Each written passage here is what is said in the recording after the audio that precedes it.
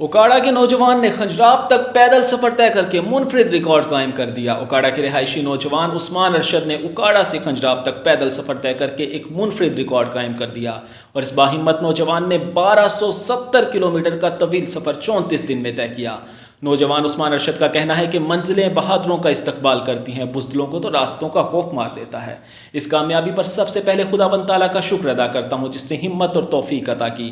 ساری زندگی بھی شکر ادا کرتا رہوں تو کم ہوگا۔ اللہ تعالیٰ کا مجھ پر اتنا کرم رہا کہ 34 دنوں میں مجھے کسی قسم کا کوئی مسئلہ نہیں ہوا اور رب تعالیٰ نے ہر قسم کی مشکلات سے دور رکھا۔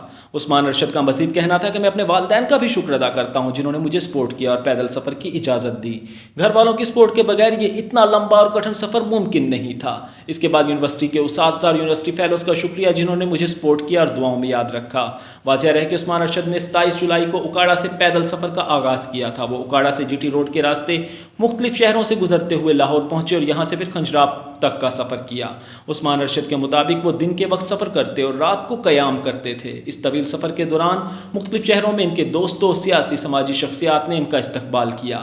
ان کے رات کے قیام اور کھانے کا انتظام بھی ان کے دوست اور چاہنے والے کرتے رہے۔ انہوں نے کہا اس طویل پیدل سفر کے ذریعے وہ دنیا کو یہ پیغام دینا چاہتے ہیں کہ پاکستان ایک پرامن ملک ہے، یہ سیاحوں کے لیے ایک جنت ہے۔